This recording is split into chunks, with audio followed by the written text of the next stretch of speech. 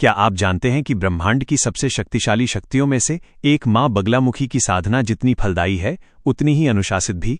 अक्सर हम घंटों मंत्र जाप करते हैं, कठिन व्रत रखते हैं और पूरी श्रद्धा से मां की सेवा करते हैं, लेकिन फिर भी हमारे जीवन में वो बदलाव नहीं आता जिसकी हम कामना करते हैं। हमें लगता है कि शायद मां हमसे प्रसन्न नहीं है या हमारी किस्मत ही खराब है। लेकिन सच तो ये है कि मां कभी अपने बच्चों से नाराज नहीं होती, बस हमारे द्वारा की गई कुछ अनजानी गलतियां उस ऊर्जा के मार्ग में बाधा बन जाती हैं। आज के इस विशेष वीडियो में हम उन सूक्ष्म गलतियों और गुप्त नियमों की चर्चा करेंगे जो आपकी साधना को सफल बनाने के लिए अनिवार्य हैं। साधना केवल मंत्रों का उच्चारण नहीं है, ये एक ऊर्जा का खेल है, और अगर खेल के नियम गलत हो जाएं तो परिणाम भी बदल जाते हैं। साधना के मार्ग में सबसे पहली और सबसे बड़ी गलती जो अक्सर नए साधक करते हैं वो है गोपनीयता का अभाव। शास्त्रों में स्पष्ट कहा गया है कि साधना शब्द का अर्थ ही है जिसे गुप्त रखा जाए। जब हम दूसरों को बताते हैं कि हम मां बगलामुखी का अमुक मंत्र कर रहे हैं या हम इतने दिनों के अनुष्ठान पर हैं, तो हमारी साधना की संचित ऊर्जा बाहर की ओर बहने लगती है। लोगों की नजरें, उनकी शंकाएं और उनके विचार आपकी ऊर्जा के घेरे में सेंध लगा देते हैं। मां बगलामुखी स्तंभन की देवी हैं, वे शत्रुओं की वाणी को रोकने वाली हैं। इसलिए जो साधक अपनी वाणी पर नियंत्रण नहीं रख पाता और अपनी आध्यात्मिक उपलब्धियों का ढिंढोरा पीटता है, मां की कृपा उससे दूर होने लगती है। आपकी साधना आपके और आपके इष्ट के बीच का एक निजी प्रेम है। इसे सार्वजनिक करके आप उसकी पवित्रता को कम कर देते हैं। दूसरी महत्वपूर्ण बात है ब्रह्मचर्य और पवित्रता का मानसिक स्तर। लोग शरीर की शुद्धि पर तो बहुत ध्यान देते हैं, नहाना, साफ कपड़े पहनना और स्वच्छ आसन पर बैठना, लेकिन मन की शुद्धि को भूल जाते हैं। मां बगलामुखी की साधना में पीत यानी पीले रंग का बहुत महत्व है, जो शुद्धता और सात्विकता का प्रतीक है। यदि आपके मन में ईर्ष्या, क्रोध या किसी के प्रति द्वेष है और आप उसी मन के साथ मां के सामने बैठते हैं, तो मंत्रों की शक्ति आपके अंदर समाहित नहीं हो पाती। अक्सर लोग अपनी साधना का उपयोग किसी निर्दोष व्यक्ति का बुरा करने के लिए या अपनी अहंकार की तृप्ति के लिए करना चाहते हैं। याद रखिए, मां बगलामुखी न्याय की देवी हैं। यदि आपका उद्देश्य अधार्मिक है या आप किसी का अहित करने की नीयत से उनके चरणों में आए हैं, तो कृपा मिलना तो दूर, आपको इसके विपरीत परिणाम भी भुगतने पड़ सकते हैं। साधना काल में अपने विचारों को मां के चरणों में अर्पित करना ही सच्ची पवित्रता है। तीसरी बड़ी गलती है अधूरा ज्ञान और गुरु का अभाव। मां बगलामुखी 10 महाविद्याओं में से एक है और उनकी साधना अत्यंत तीव्र मानी जाती है।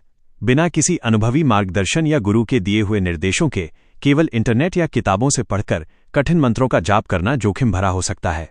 मंत्रों के उच्चारण में छोटी सी गलती भी उसके प्रभाव को बदल देती है। कई बार साधक अपनी मर्जी से मंत्रों की संख्या बढ़ा देते हैं या बीच में ही साधना छोड़ देते हैं। ये वैसा ही है जैसे किसी जलते हुए बिजली के तार को बिना सुरक्षा के छूना। मां की ऊर्जा एक प्रचंड अग्नि की तरह है, जिसे सही पात्र और सही विधि की आवश्यकता होती है। यदि आपके पास गुरु नहीं है, तो मां को ही अपना गुरु मानकर उनसे प्रार्थना करें कि वे आपको सही मार्ग दिखाएं और कभी भी ऐसी किसी क्रिया में हाथ न डालें जिसकी पूरी जानकारी आपको न हो। चौथी बाधा है धैर्य की कमी और फल की अति उत्सुकता। आज के युग में हमें सब कुछ तुरंत चाहिए, लेकिन अध्यात्म की दुनिया ऐसे काम नहीं करती। कई साधक 10 दिन जाप करते हैं और 11वें दिन चमत्कार की उम्मीद करने लगते हैं। जब उन्हें तुरंत परिणाम नहीं मिलता तो वे संदेह करने लगते हैं। संदेह साधना का सबसे बड़ा शत्रु है। जैसे ही आपके मन में ये विचार आता है कि क्या ये मंत्र काम कर रहा है, आपकी ऊर्जा का स्तर गिर जाता है। मां आपकी परीक्षा लेती हैं कि क्या आप केवल स्वार्थ के लिए उनके पास आए हैं या आपकी भक्ति निस्वार्थ है। साधना एक बीज बोने जैसा है जिसे फल देने में समय लगता है। जो साधक बिना फल की चिंता किए पूर्ण विश्वास के साथ मां की सेवा में लगा रहता है, मां उसे बिना मांगे ही वो सब कुछ दे देती हैं जिसकी उसने कभी कल्पना भी नहीं की थी। पांचवीं और अंतिम सूक्ष्म गलती है असंतुलित जीवन शैली और खान पान।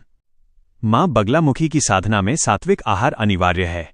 तामसिक भोजन जैसे मांस, मदिरा या अत्यधिक मिर्च मसाले आपकी एकाग्रता को भंग करते हैं और शरीर में ऐसी उत्तेजना पैदा करते हैं जो साधना के लिए घातक है। साथ ही साधना के दौरान बहुत अधिक सोना या बहुत अधिक बोलना भी ऊर्जा का क्षय करता है। एक साधक को मितभाषी और अल्पाहारी होना चाहिए। जब आप अपने शरीर को एक मंदिर की तरह पवित्र रखते हैं, तभी मां की शक्ति उसमें वास करती है। इसके अलावा अपने व्यवहार में भी पीत गुणों को उतारें, अर्थात सौम्यता, स्थिरता और करुणा। अगर आप बाहर जाकर लोगों से लड़ रहे हैं और घर आकर मां की आरती कर रहे हैं, तो वो साधना मात्र एक पाखंड बनकर रह जाती है। मां बगलामुखी की कृपा प्राप्त करने का रहस्य उनके नाम में ही छिपा है। वे बगला यानी विकृति को सुधारने वाली हैं। वे हमारे जीवन की बाधाओं को स्तंभित कर देती हैं ताकि हम मोक्ष और सुख की ओर बढ़ सकें। यदि आप अपनी इन 5 गलतियों को सुधार लेते हैं, अर्थात अपनी साधना को गुप्त रखते हैं, मन को पवित्र रखते हैं, सही मार्गदर्शन का अनुसरण करते हैं, पूर्ण धैर्य रखते हैं और अपनी जीवन शैली को सात्विक बनाते हैं, तो विश्वास मानिए, मां की कृपा को आपके जीवन में आने से कोई नहीं रोक सकता। मां तो करुणा की सागर हैं, वे बस अपने भक्त के भीतर उस पात्रता को देखना चाहती हैं। अपनी साधना को एक बोझ या सौदेबाजी न समझें, इसे मां के साथ बिताया गया एक खूबसूरत समय समझें। जब आप इस भाव से बैठेंगे तो आपको किसी चमत्कार की तलाश नहीं करनी पड़ेगी, आपका पूरा जीवन ही एक चमत्कार बन जाएगा। मां बगलामुखी आप सभी के शत्रुओं का नाश करे, आपकी वाणी में ओज भरें और आपके जीवन को सुख समृद्धि से आलोकित करें। अपनी साधना की पवित्रता बनाए रखें और मां पर अडिग विश्वास रखें, क्योंकि उनकी एक दृष्टि मात्र से ही असंभव भी संभव हो जाता है। जय मां बगलामुखी। आपको मां बगलामुखी की महिमा और साधना से जुड़ी यह जानकारी पसंद आई हो तो इस वीडियो को लाइक जरूर करें। आपके एक लाइक से हमें और भी ज्ञानवर्धक सामग्री आप तक पहुंचाने की प्रेरणा मिलती है। चैनल को सब्सक्राइब करना न भूलें और बेल आइकन को दबा दें ताकि अध्यात्म और ज्योतिष से जुड़ी कोई भी महत्वपूर्ण वीडियो आपसे मिस न हो।